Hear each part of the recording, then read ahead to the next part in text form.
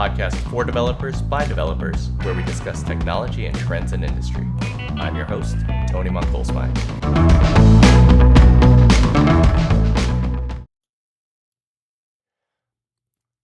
Hi, everybody, and welcome to part 2 of our podcast around the Intel Liftoff Hackathon for African AI startups.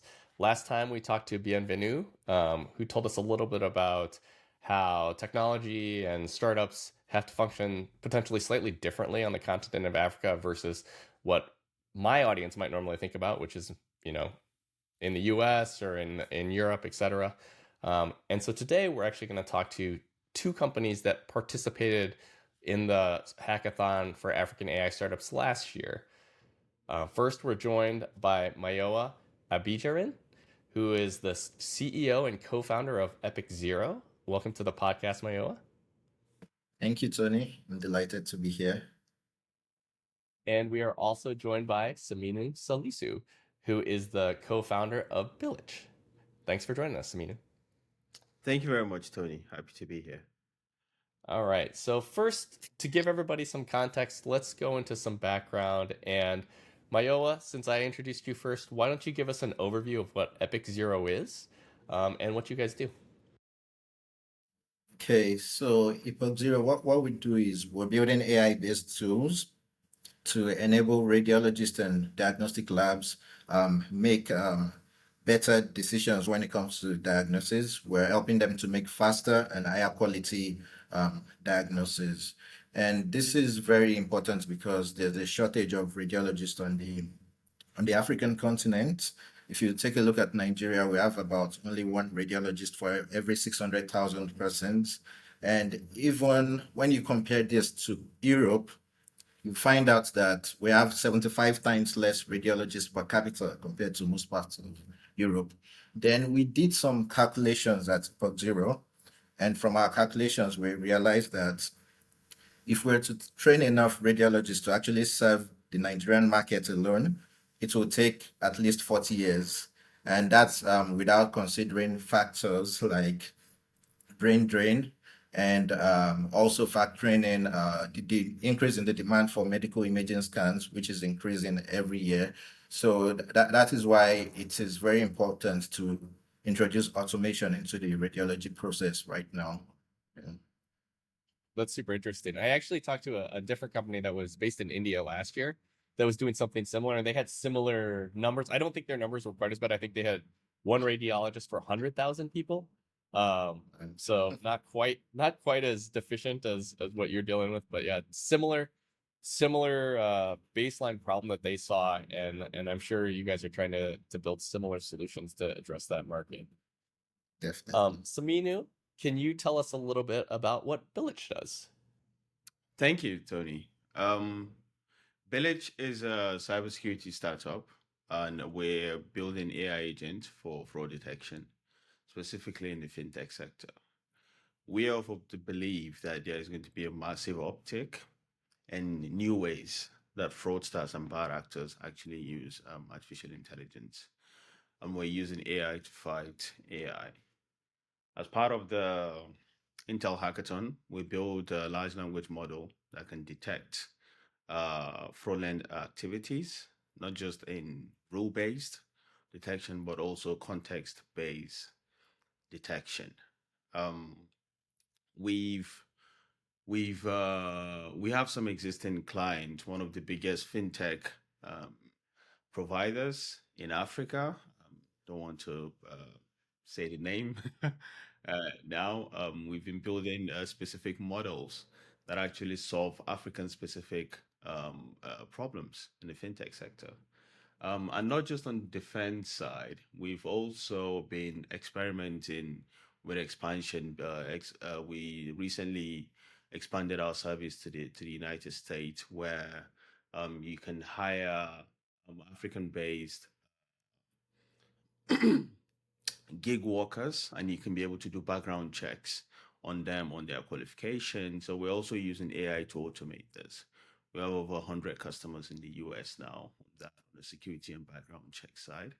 Yeah, we participated in the Intel Hackathon. We built a large language model using Minstrel, and that was able to detect fraud in a context, not on a rule-based um, setup. All right. Yeah, that's great. And since we are talking about the hackathon a little bit, and you've talked a little bit about your experiences, since we're already talking to you, Samina, can you tell us a little bit about what that experience was like? What value did you get out of actually participating in that hackathon? Um, I got immense value from it beyond just the hackathon. I got an opportunity when we posted about what we built. I had a reach out from Hai Ho Shen, the creator of the Intel processor, a large language model. We got talking on Twitter, and we also built a version 2 of our model with the help of Hayo and Intel Cloud Computing. And from there, I also had a chance to meet um, the Intel team in San Francisco, in Santa Clara or Santa Monica headquarters. Was able to meet Dr. Debasis, and there's a lot of exciting stuff that is going to come across the line because we've and that was what inspired us actually to even push some of our service to the state here. And in addition, they also gave us a really good platform to host our services, the Intel Cloud. This was pushed by Ryan Metz. So it's been immense. It's been one of the best hackathons I've ever participated in terms of the amount of resources that I got afterwards, the amount of people that I got to meet, and the amount of exposure that Billich got from that hackathon. Oh, that's great. And Mayowa, do you have? Hopefully, you have a similar experience that it was valuable to you guys. Definitely, the hackathon was a very good exercise for us. We built a multimodal model. Most of our models before the hackathon were unimodal, your normal supervised models, but we took a different approach during the hackathon. So what the thinking behind what we did was, let's say Dr. Kenneth here is a radiologist. When he's trying to examine an X-ray from a patient, he has access to clinical findings or is able to observe the patient. So he has a lot of information or retrospective data on the patient. But when you're building a supervised model that takes in only an image, then he has less information than the average clinician who's diagnosing. So what we did is, okay, so we thought, how can we give more contextual information to this model? So what we did is we combined images with the accompanying reports. So that way the model gets more, we are kind of increasing the context window. So it's able to, we're able to get a more robust model that is able to learn more features about the data we're feeding into it. And that was what we built during the hackathon. It was really interesting because the model was kind of computationally expensive. We couldn't run it on premise, but the hackathon gave us the platform to actually test it out for the first time, and it was really good to see it work. Yeah. And just so everybody knows, we were having some technical difficulties, but we are now actually joined also by Mayowa's co-founder, Dr. Kenneth Ago. Really quick, just either Mayowa or Samina, whoever wants to go first. Um, you guys went into this hackathon and it was the first one. Do you have any advice for people who are going to go into the hackathon here in about 4 weeks? Is there something that you learned? For instance, in Mayowa, you said, "Hey, we were able to run something on the cloud. We got some resources." Are there things that you want to tell people? Hey, be ready for this because this might be something that comes out of this hackathon that you can take advantage of. After the hackathon, we actually, because we were one of the winners, were introduced to Modus Capital, who have really helped us with our fundraising readiness, getting our data room together, and introductions to investors, engaging investors, and all that. So there's been a lot of good that came out of the hackathon. What I would say is the intending participants should take full advantage of the opportunity, be prepared even before the hackathon, know what exactly what you want to build, have a plan, and make sure you are able to finish whatever you're building. I don't know how many days the hackathon is going to last, but make sure you're able to, you have something like a prototype. Yeah, there's an output. Yeah.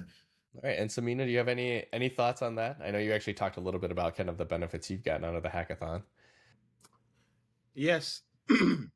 And just like Mayowa, we're also one of the winners of the hackathon, and we got introduced to the excellent team at Modus, and they've been really helpful. Um, my additional thought on this is not trying to solve every problem that you have as a startup. Choose one thing that you can make the most impact in. Don't try to build a model to solve all your problems or all your ideas all in one basket. Choose a specific problem. In our case, we chose fraud detection in conversational context because that's something that is really um, common in Africa.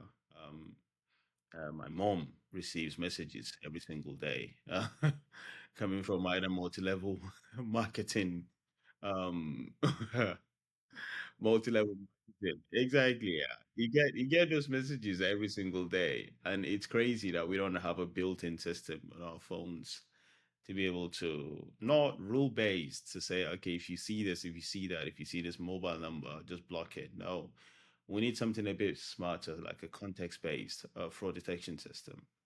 And that was our idea. We wanted to build a fraud detection model that is not rule-based, but it's context-based. It's almost like something that learns. It has adaptive learning. It can pick out the difference between false positives and false negatives, and it can learn. That's the beauty of it. Something that learns and grows with you. That was our objective that we set out, and I'm glad that we were able to achieve that and expand on that model and put it into production uh, with the help of Intel and Modus as well. All right. And you mentioned there, this is something that I've been talking about a lot in the last couple podcasts, which is you mentioned having an agent running on your phone, having it run locally, essentially on your side of the world. So for the Billich solution, is that something that runs in the cloud in the long run? Is that the plan, or is it something that I would have running on my own laptop at home or on my phone if somebody tries to call me, so I can identify kind of these bad threat actors? Yeah, especially with Intel's investment in this composable chips to make inference really affordable. So I know Intel has been working on the Meteor Lake and the AI pin that can infer small large language models that can run on mobile phones, that can run on old computers. And I think they're launching in 2025. So we see this as a huge opportunity not to go the GPU side, but to build composable models that live with us. And this is the new frontier. The idea of enterprise level GPT-4s, um, neural chat, 7 billion parameter models, the mixture of experts that is around 220 billion. Those things have been, the enterprise market has been captured. Where we need this the most is to put it in the hands where people actually need them currently. And we see the mobile based agents, large language model that sit in your phone and can do things for you. That's where we see the next frontier being explored. And I love the direction that Intel has been going with this to make our phones and our old computers AI capable with the Meteor Lake project, the AI pin, and also this tiny 3 billion parameter models that can, and 7 billion parameter models that can actually sit on the phone. Yep. And Myoa, when you are looking at solutions, I mean, obviously it's different in the radiology space. That's going to be running either clinics or hospitals. But is your solution something that ends up being cloud based, or is it something that you want to run locally as well? So we're doing cloud-based, but we've been looking at edge devices recently. And this is an area where I think Intel really has an edge because if you look at, they have libraries for optimizing models such as the OpenVINO. So we've been looking at, okay, how can we run these models on local devices, maybe your Raspberry Pi, your Jetson Nanos, and all of that. So it's one area we're looking at. And of course, Intel has all those libraries for optimizing the models. So yeah, we're looking forward to working with Intel on those. And that's, I think, one of the props of being in the Intel Liftoff program, because we're able to talk to the experts and get all the technical advice we need. Yeah. Yeah, and we are happy that to have actually the both of your companies within that program. It's something that I think as a group within Intel, we're really excited working with startups. And we have the Intel Liftoff program for startups. We also have the Intel Ignite program. We've talked to some people in the Ignite program as well. So other programs that are available to startups if they just people who are getting into the startup space happen to be listening.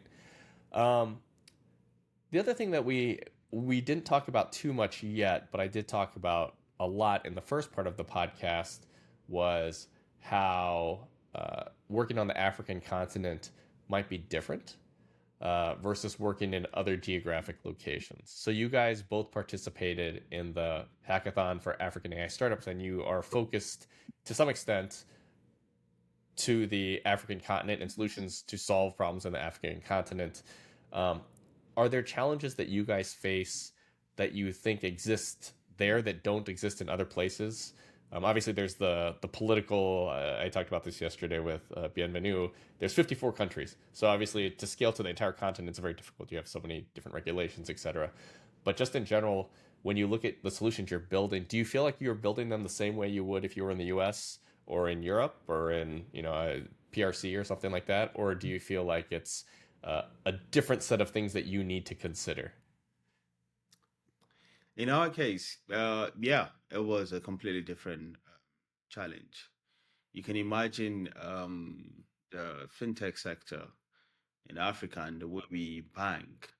Especially, I will give you an example in Nigeria. There are the POS, point of sales, have taken over ATMs, um, and you can get cash just by going to someone sitting by the side of the bank on a table, and they can give you cash. You can take, you can put your card in, you can get that money. So the interaction between the point of failure when it comes to fraud is completely different from anywhere else in the world. And even on the company side, we worked with a company recently. We were tracking down some concentration of fraudulent activities. We're able to use location-based kind of tagging to get where the fraud was coming, where this fintech was being attacked from, and it was a specific region in Nigeria that accounted for 80% of their attacks. And not just the region; it was a tiny uh, it was a tiny place in that region in itself. And we found difficulties having teaching the model how to understand the data from that location because it's not geotagged properly. So we had to literally manually impute this data as well. So location-based data was something that we had to deal with in training some of our models. So there was a lot of data wrangling involved. There was a lot of manual processing involved. If I was, I suppose, if I was building that model in the other side of the world, like in London or in San Francisco, I will have that data easily available and accurate. In this scenario, we had to build things separately, and we had to account for how things are done separately, especially when it comes to transactions. Interesting. That's really interesting. Mayola? Yes, so AI is quite new to Africa. So we don't have like AI policies all over the place or AI strategies to just like frameworks to make everything easy. So there's like when it comes to like access to data, there are new regulations you have to follow, especially with healthcare, data protection, and all of that. But people don't really know what these regulations mean, and it's kind of an obstacle when you're trying to talk to an institution and they are like trying to be careful, but they understand that there are regulations, but they don't really understand the regulations, and everything is still quite in its infancy stage. So it's kind of tough accessing data, and people don't really know what to do when it comes to AI. So that's one of the issues we're having. Then when it comes to fundraising too, we noticed that because for AI startups, you need long R&D cycles, then it takes more time for investors to get returns on their investment. Many of the local investors are not looking towards AI right now. Yeah, so they are kind of being careful. So those are just two ways being in Africa affects how we do things. Like if we had like a unified platform we could go to access data and all that, it would make everything um more seamless. So yeah, but I do know Africa is working on an AI strategy. The African Union is actively doing work in this area. So very soon we hope things will become regularized and startups can they can solve the problems they want to solve easily without going through all the bottlenecks there right now.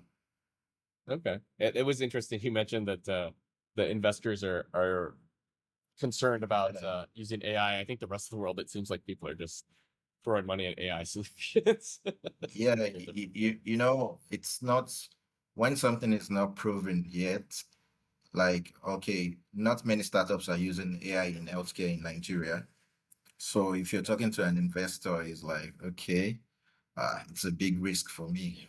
So yeah, Yeah. you always have that kind of you have those kind of comments anytime you talk to investors. Yeah. Okay. And question for both of you again. Are your solutions targeted right now because you're both startups, I'm assuming you're trying to serve smaller markets. So where are your solutions currently available?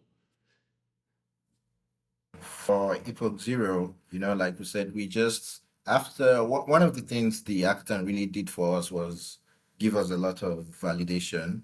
After the hackathon, we were able to sign a deal with one of the top diagnostic labs in Nigeria. And what we're doing now is we're developing with them. They are like our development partners, and we're running a pilot. So right now we're focused on Nigeria, but of course we plan to go to other countries in sub-Saharan Africa because this is a problem that affects the whole of the region. Yeah. Okay. Um, in our case, yes, our solutions are currently deployed to one of the biggest fintechs in Africa. We started a pilot program with them and the one that I gave you an example of earlier, on modernizing or actually improving their fraud detection system, as most of the existing systems are built on rule based, and rules are things that hackers always find a way to break, unfortunately. So uh, you have to find a way to use AI to fight potential AI. On the second part is the work we're doing here in San Francisco, in the US, with a background check company to improve their onboarding for talent in and from all over the world, including Africa. Currently, it takes them around 2 days to do some background checks. We're able to streamline that to about 15 minutes. It was cheaper for customers, exactly. Yeah. A lot of the manual stuff that were involved in verifying like certifications and all that has been shortened for a really tiny time, and it's led to about 500% increase in revenue for since we deployed our solution. So exciting times ahead. We're finding our feet.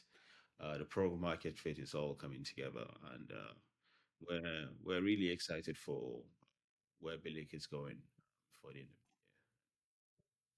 All right. So I am going to, we've got about 10 minutes left. And I usually, when I talk to people who founded companies, which is all three of you, I like to kind of get a little bit of background about why they decided to found a company. I think a lot of people always listen and they think, man, I should found a company.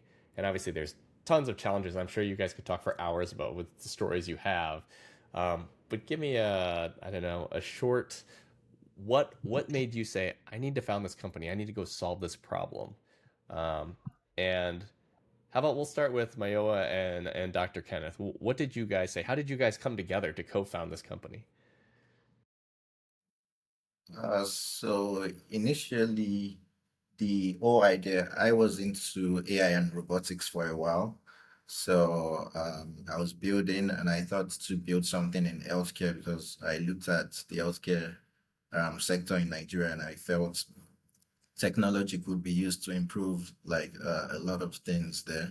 And at that time, I think my mom was actually she had health challenges, and I was thinking, okay, what can I build to assist people in this kind of condition? So that's how it started for me.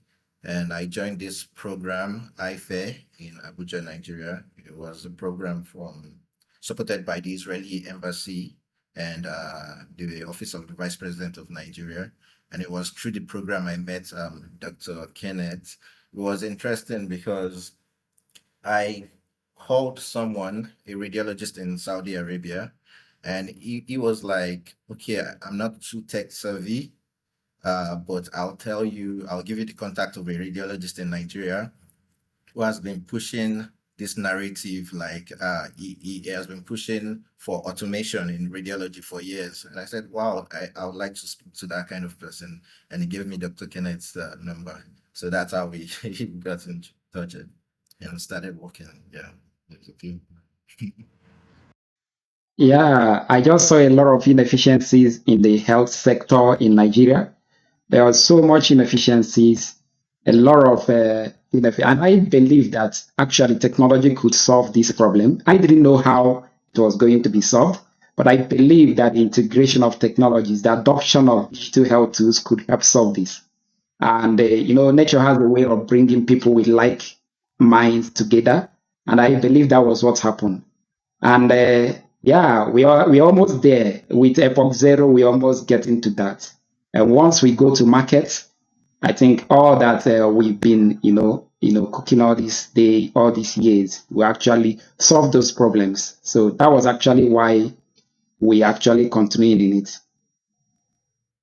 Yeah, that's amazing. And then Saminu, for you, in a different space, how Yeah. did you end up founding this company?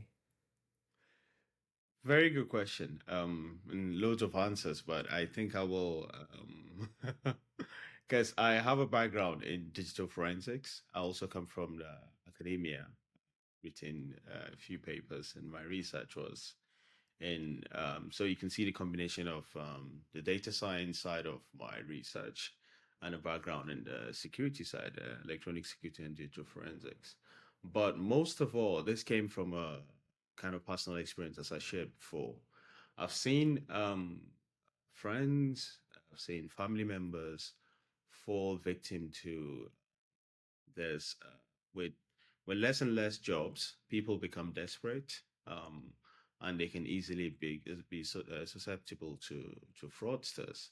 And there are a lot of people taking advantage of that desperation, especially in Nigeria and Africa, in the whole world, really. Over 3.7 trillion is being lost to fraudsters. Homes are being destroyed, families are being destroyed, businesses are being destroyed. And the banks currently have kind of pushed their responsibility to the consumers. So they've taken the zero tolerance approach whereby they just shut down everything. They make it difficult for you to do business, even the legit ones. And on the consumer side, and we're still losing money, unfortunately. We're still being scammed. Um, and I realize there is a common ground whereby the enterprise don't have to take a zero, like a this kind of zero level approach where they just shut everything down, and the customers don't have to keep losing money on this side. We have to be able to find a way to solve, at least reduce that fraud rate. One of our first services that we offered was an investigation service, to track and trace lost funds to criminals. And then we saw that we couldn't kind of scale. It was really hard to scale out to hire 200,000 people to do this. And then we started teaching a large language model exactly what we're doing manually. And we're able to scale that to an extent. And now it's led to actually a model that can sit behind an office or sit on the phone, and we can train it on patterns that people use, that it's learned from other victims, unfortunately, to try to protect the innocent people. But yeah, that's it. It comes from a personal experience of doing business, how hard it can be with trust, the dangers of any mistake that comes across that you are doing business with the wrong person, and what that can do to you. So and we see this as a huge problem.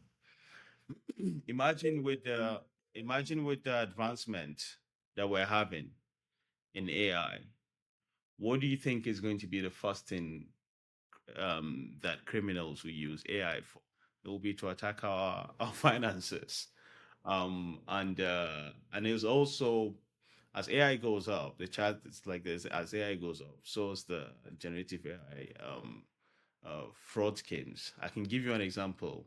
A banker in Singapore recently sent $25 million to the wrong CFO, CEO, and CTO. I saw that. Because they Yeah. Yeah, I mean that is kind of crazy, right? Yeah, social engineering. It's amazing because they use it social engineering. It's not like tricking you. It's just tricking you to do something that seems like it makes sense.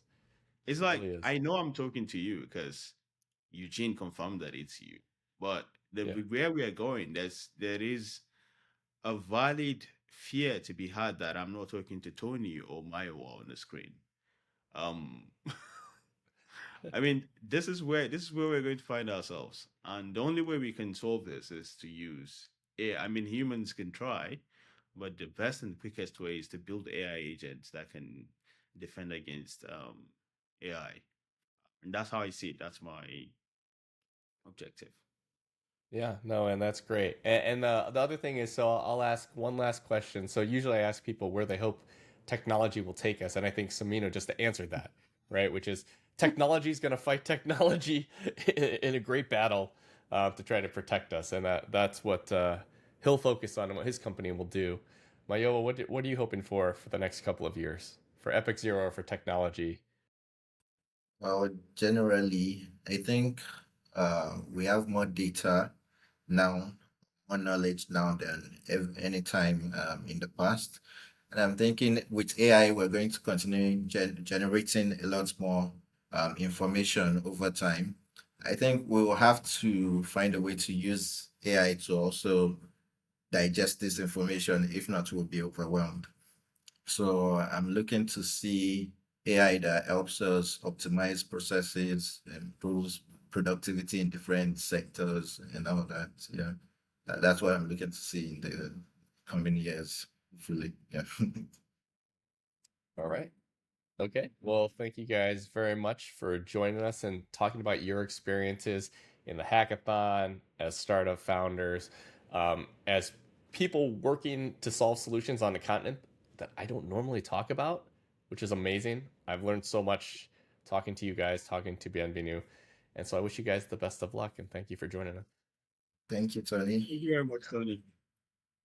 All right. And then thank you, our listeners, for joining us as well. If you're listening on, I guess I was gonna say iTunes, it doesn't exist anymore. Apple Music, YouTube. Thank you guys for joining us. I hope you guys learned a lot like I did, and join us next time when we talk more technology and trends in industry.